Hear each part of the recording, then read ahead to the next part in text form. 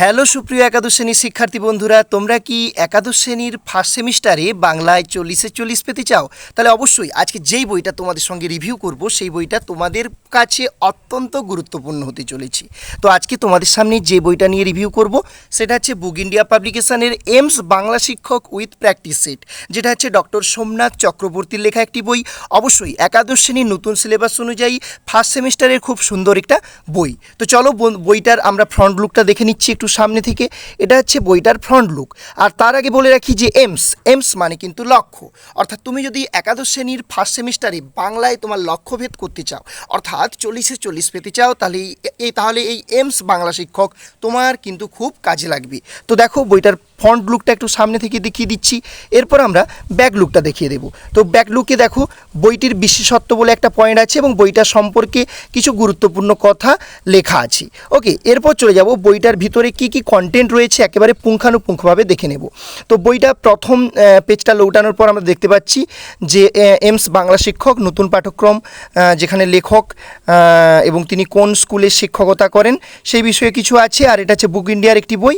ওকে, তো চলো এবার এই পাশে চলে আসছি। এ পাশে দেখো বইটার প্রাইসটা দেওয়া আছে। তো এই বইটা তুমি বুক স্টোর থেকে বইটা যদি পারচেস করো তুমি 30-35% কিন্তু ডিসকাউন্ট পেয়ে যেতে পারো। ওকে, সেই সঙ্গে আমার কথা বলে একটা পার্ট রয়েছে, এটা তোমরা একটু পড়ে দেখবে। এরপর চলে আসছি পরের পেজে দেখো পাঠ্যক্রম, অর্থাৎ একাদশ শ্রেণীর প্রথম সেমিস্টারে কী সিলেবাসটা রয়েছে।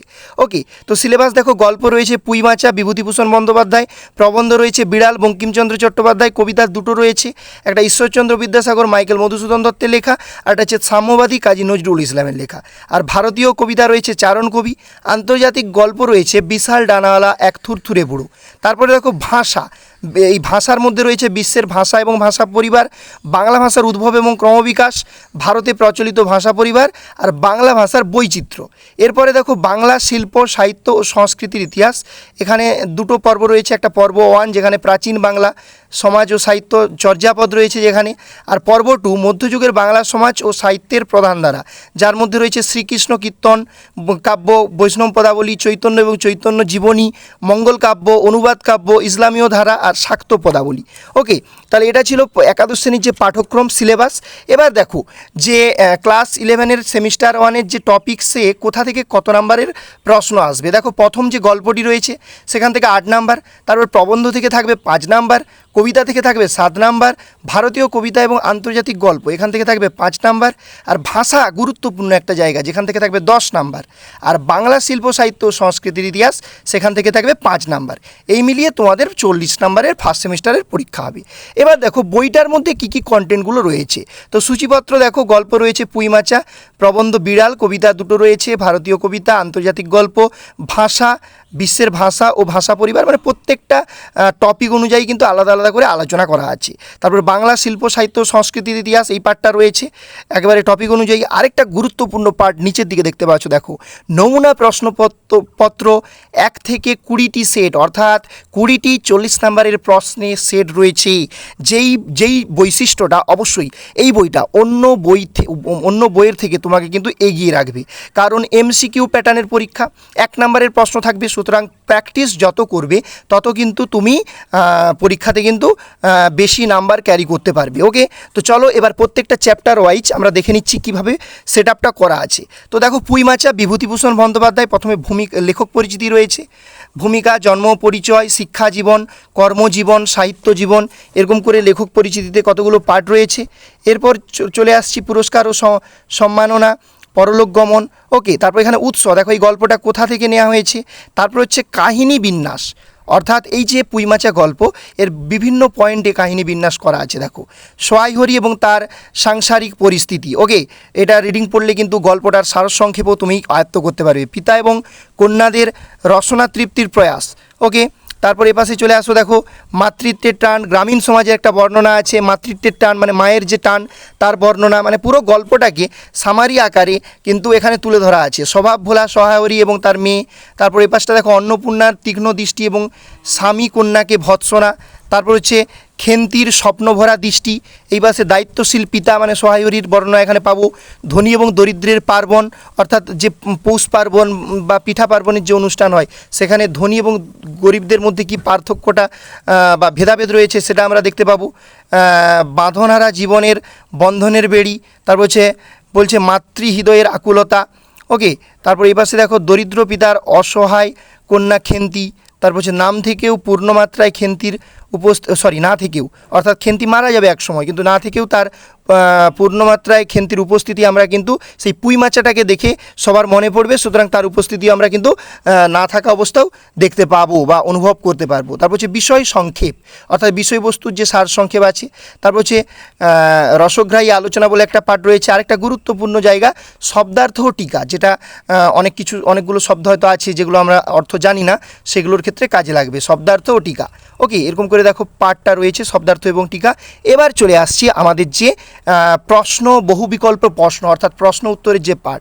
প্রথমেই দেখো এমসিকিউ প্যাটার্নের প্রশ্ন রয়েছে, দেখো অনেকগুলো প্রশ্ন রয়েছে। দেখো প্রথম পেজে 16টা প্রশ্ন, এপাশে দেখো, এপাশে দেখতে পাচ্ছি নিচের দিকে দেখো 29, তারপর এই পাশে দেখো 42, তারপর এই পেজে চলে আসতেছি। এই পেজে চলে আসার পর দেখতে পাচ্ছি দেখো 66। ওকে, 66-র পরে এই দেখো এই পাশে আসছি আবার, এই যে 77, এখানে আছে 90, 113, এগুলো সব এমসিকিউ প্রশ্ন। এবার চলে আসছি দেখো যে নিচের শূন্যস্থানগুলিতে ঠিক বিকল্প বসা, অর্থাৎ শূন্যস্থান পূরণমূলক প্রশ্ন রয়েছে এখানে। তারপরে রয়েছে দেখো তথ্যভিত্তিক ঠিক বিকল্পটি বেছে নাও, অর্থাৎ যেটা ঠিক সেটা নিচে দাগ দিতে হবে বা সেটাতে করতে হবে, তো সেরকম ধরনের প্রশ্নও রয়েছে। সেই সঙ্গে কি রয়েছে সত্য মিথ্যা ঠিক বিকল্প বেছে নাও, এটা একটা পার্ট রয়েছে। তারপর নিচের বিবৃতিগুলির ঠিক বিকল্পটি বেছে নাও, অর্থাৎ বিবৃতি কারণ এরকম ধরনের যে প্রশ্ন সেগুলোও কিন্তু রয়েছে এখানে। ওকে, এইবার দেখো পেজটা লৌটানোর পর দেখতে পাবো যে স্তম্ভ মিলিয়ে ঠিক বিকল্পটি বেছে নাও, মানে ক স্তম্ভের সঙ্গে খ স্তম্ভ মেলাতে হবে, এই ধরনের প্রশ্নও কিন্তু বেশ কয়েকটা রয়েছে। এবং সব শেষে উত্তরমালা, এখানে কিন্তু উত্তরগুলা করে দেওয়া আছে।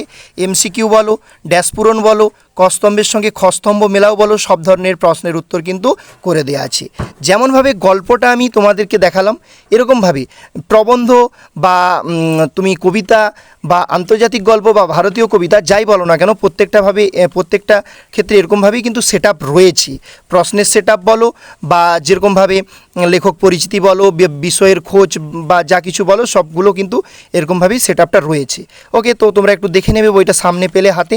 ওকে, এরপর আমরা চলে যাচ্ছি পরবর্তী পার্টে, আমাদের যে ভাষা চর্চা বা ভাষার ইতিহাস সেটা কেমন করেছে একটু দেখে নিচ্ছি। ওকে, তো এই যে ভাষাতে চলে এসেছি, দেখো একবারে ভাষা পরিবার। তো দেখো বিশ্বের ভাষা এবং ভাষা পরিবার, তো প্রথম অধ্যায় এটা। তো প্রথম অধ্যায়ে দেখো অনেক এমসিকিউ প্রশ্ন রয়েছে, যে দেখতে পাচ্ছ এই অধ্যায়টাকে অনেকগুলো উপবিভাগেও ভাগ করা হয়েছে। তো এ দেখো এমসিকিউ প্রশ্ন 33টা, এই পাশে দেখতে পাচ্ছ দেখো 61, এরকমভাবে দেখানোর চেষ্টা করছি। এ দেখো এই পাশে 86, 112, তারপর তোমরা দেখতে পাবে কী ধরনের প্রশ্ন। তারপর দেখতে পাবে তোমরা যে এমসিকিউ তো রয়েছে যে 136, এরপর দেখো শূন্যস্থান পূরণমূলক প্রশ্ন 154, তারপর তথ্যভিত্তিক ঠিক বিকল্প বেছে নাও, মানে যেরকম ধরনের প্রশ্নগুলো তোমাদের ইনস্ট্রাকশান দেওয়া আছে বোর্ডের, সেই ধরনের প্রশ্নগুলো কিন্তু সেট আপ করা আছে। স্তম্ভ মিলাও, অর্থাৎ ক স্তম্ভের সঙ্গে খ স্তম্ভ মেলাও, এরকম ধরনের প্রশ্ন। এবং সব শেষে কি রয়েছে আনসারগুলো কিন্তু করে দেওয়া আছে, যেগুলো অবশ্যই তোমাদের কাছে খুব হেল্পফুল হবে। এরপর চলে আসতেছি দেখো এই যে ভাষারই মধ্যে যে দ্বিতীয় পর্যায়ে যেগুলো রয়েছে বাংলা ভাষার উদ্ভব এবং ক্রমবিকাশ, সেই চ্যাপ্টারটাও ঠিক এভাবেই আছে, যেরকমভাবে প্রথম চ্যাপ্টারটা দেখালাম সেরকমইভাবে প্রশ্ন সেট আপ করা আছে। তারপর যে ভারতে প্রচলিত ভাষা পরিবার, তো ভাষা যেন বহতা এক নদীর মতো, তো সেরকমই ব্যাপারটা ভাষার যে বিভিন্ন নদী মানে ভাষার যে পরিবার সেগুলো সম্পর্কে আমরা জানবো। তার প্রশ্ন উত্তর দেখো এমসিকিউ প্রশ্ন আছে, শূন্যস্থান পূরণমূলক প্রশ্ন আছে, সেই সঙ্গে আছে সিলেবাসে যে এরকম ধরনের কোশ্চেন প্যাটার্ন রয়েছে, যে তথ্যভিত্তিক ঠিক বিকল্পটি বেছে নাও, এরকম ধরনের প্রশ্ন রয়েছে। তারপর সত্য মিথ্যা ঠিক বিকল্প বেছে নাও, তারপর ক স্তম্ভের সঙ্গে খ স্তম্ভ মিলাও, এবং সবশেষে কী রয়েছে আনসারগুলো কিন্তু করে দেয়া রয়েছে। ওকে, তাহলে এটা গেল। আবার দেখো বাংলা ভাষার বৈচিত্র্য বলে একটা চ্যাপ্টার রয়েছে, মানে ওই ভাষার মধ্যে ভাষা চর্চার মধ্যেই রয়েছে আর কি। ওকে, তো তারও এরকম প্রশ্ন উত্তর সেট আপ করা আছে। এরপর আমরা চলে আসতেছি যে আমাদের এ পার্টটা, অর্থাৎ সাহিত্যের যে ইতিহাসের পার্টটা, সেই সাহিত্যের ইতিহাসের পার্টে আমরা চলে আসতেছি। তো সেখানে কি আছে দেখো যে প্রাচীন বাংলা সমাজ ও সাহিত্য পর্ব পর্ব 1 প্রাচীন বাংলা সমাজ ও সাহিত্য চর্যাপদ রয়েছে। তো চর্যাপদ থেকে দেখো এমসিকিউ প্রশ্ন, সেই সঙ্গে এমসিকিউ প্রশ্নগুলো তো এই দেখিয়ে দিচ্ছি, এক পলক দেখে নাও, অ্যাট এ গ্লান্স দেখে নাও প্রশ্নগুলো। এরপর এই পাশেও এমসিকিউ প্রশ্ন, প্রচুর এমসিকিউ প্রশ্নের সমাহার রয়েছে, যেগুলো অবশ্যই তোমার প্র্যাকটিস করার ক্ষেত্রে খুব কাজে লাগবে। এবার দেখো এখানে রয়েছে শূন্যস্থান পূরণমূলক প্রশ্ন, সব ধরনের প্রশ্ন, কস্তম্ভের সঙ্গে খস্তম্ভ মেলাও, যেই প্রশ্নগুলো তোমার কাজে লাগবে পরীক্ষাতে। ওকে, তো এই পাশে দেখো উত্তর এই যে দেয়া রয়েছে শেষে, প্রতিটি অধ্যায়ের শেষে উত্তরগুলো দেয়া রয়েছে। এবার হচ্ছে পর্ব 2, ঠিক আছে, মধ্যযুগের বাংলা সমাজ এবং সাহিত্যের প্রধান ধারা। পর্ব 2তে প্রথমেই রয়েছে শ্রীকৃষ্ণ কীর্তন কাব্য। এই পর্ব 2 এর প্রত্যেকটা পর্ব 2 এর মধ্যে প্রত্যেকটা বিভাগ আলাদা আলাদা করে প্রশ্ন উত্তর রেডি করা আছে। শ্রীকৃষ্ণ কীর্তন কাব্য প্রথমেই রয়েছে, তো সেখান থেকে দেখো প্রশ্ন সেটআপটা দেখো, তুমি দেখতে কাছ থেকে দেখালে বুঝতে পারবে। দেখো 45 এই পেজে এসে দেখো 71, এখানে 71 সবশেষে দেখতে পাচ্ছি 71। এরপরে এই পেজে চলে আসো, এই পেজে দেখো 90, এখানে এমসিকিউ শেষ হচ্ছে, তারপর তোমার শূন্যস্থান পূরণমূলক প্রশ্ন শুরু হচ্ছে। এই যে সমস্ত টাইপের প্রশ্নগুলো কিন্তু দেয়া রয়েছে। ওকে, তো এই যে দেখো ক স্তম্ভের সঙ্গে খ স্তম্ভ মেলাও, এখানে উত্তরগুলো তৈরি করা আছে, উত্তরগুলো সবশেষে প্রতিটি অধ্যায়ের তৈরি করা আছে উত্তরগুলো। এবার যে পরের চ্যাপ্টার যেটা রয়েছে মানে বৈষ্ণব পদাবলী, পরের চ্যাপ্টার বলতে ওই দ্বিতীয় অধ্যায় যে বাংলা সাহিত্যের মধ্যে, তাতেও দেখো প্রশ্ন উত্তর কিন্তু রেডি করে দেয়া আছে। এরকমভাবে প্রত্যেকটা অধ্যায় যে চৈতন্য এবং চৈতন্য জীবনী প্রশ্ন উত্তর রেডি করা আছে। তারপরে আমরা চলে আসতেছি পরের যে পার্ট, দেখো মঙ্গল কাব্য, এখানেও কিন্তু প্রশ্ন উত্তর রেডি করা আছে, ঠিক আছে। এরপর আসছি দেখো এই পার্টটাতে, এই শেষের দিকে আরও পেজ উঠে যাচ্ছি দেখো, তো এখানেও প্রশ্ন উত্তর রেডি করা আছে। দেখো অনুবাদ কাব্য, ওই অনুবাদ যে কাব্য রয়েছে সেখান থেকে এই যে প্রশ্নগুলো রয়েছে, এবং সব শেষের পার্টে আমরা উত্তর দেখতে পাবো। ওকে, তো দেখো এই যে প্রশ্নগুলো জাস্ট এক পলক দেখে নাও। তারপর হচ্ছে ইসলামীয় ধারা, এই অধ্যায়টাও দেখো আলাদা করে দেওয়া আছে, এবং প্রশ্নগুলো দেখতে পাচ্ছ প্রশ্নগুলো, এবং সবশেষে দেখো উত্তর, সবশেষে উত্তর করা আছে। ওকে, এরপর দেখো যেইটা হচ্ছে আসছি সেটা হচ্ছে শাক্ত পদাবলী। শাক্ত পদাবলী থেকেও দেখো প্রশ্ন উত্তর রেডি করে দেওয়া আছে। ওকে, শাক্ত পদাবলীর পরে হচ্ছে মেন যে বইটার বিশেষত্ব বা যেই জিনিসটা আমার ভালো লেগেছে সেটা হচ্ছে এই জায়গাটা, নমুনা প্রশ্নপত্র। এই বইটাতে কিন্তু 20টা প্র্যাকটিস সেট আছে 40 নাম্বারের, যেইটা তোমাদের কাছে যেমন এটা একটা সহায়িকার কাজ করবে, সেই সঙ্গে সঙ্গে কিন্তু একটা প্র্যাকটিস সেটেরও কাজ করবে। তো এই প্রসঙ্গে একটা কথা বলি যে practice makes a man perfect, অর্থাৎ প্র্যাকটিস মানুষকে পারফেক্ট করে তোলে। এটা আমার কথা নয়, এটা হচ্ছে ফ্রান্সিস বেকনের কথা। তো সেই মতো তুমি পরীক্ষা দেওয়ার আগে কিন্তু এই 20টা যে প্র্যাকটিস সেট আছে, এই প্র্যাকটিস সেটগুলো যদি তুমি অভ্যাস করে যাও, অবশ্যই পরীক্ষাতে কিন্তু 40 আউট অফ 40 অর্থাৎ 40-এ 40 তোমার পেতে কোনোরূপ অসুবিধে হবে না বলে আমি আশা রাখছি। তো এইটা হচ্ছে বইটার এই যে প্র্যাকটিস সেটগুলো দেখিয়ে দিলাম, এই প্র্যাকটিস সেট এখানে কিন্তু শেষ হয়ে যাচ্ছে। ওকে, 20টা টোটাল প্র্যাকটিস সেট রয়েছে, আর এটা হচ্ছে বইটার ব্যাকলুক। ওকে, তো আশা করি এই যে এমস মানে লক্ষ্য বাংলা শিক্ষক ডক্টর সোমনাথ চক্রবর্তীর বই, এটা অবশ্যই তোমাদের ভালো লাগবে। তো কেমন লাগলো আজকের বইয়ের রিভিউটি অবশ্যই কমেন্ট সেকশানে তোমাদের মতামত জানাবে।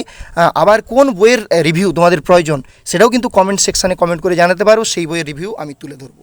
তো দেখা হবে পরের ভিডিওতে বন্ধুরা। জয় হিন্দ, জয় ভারত।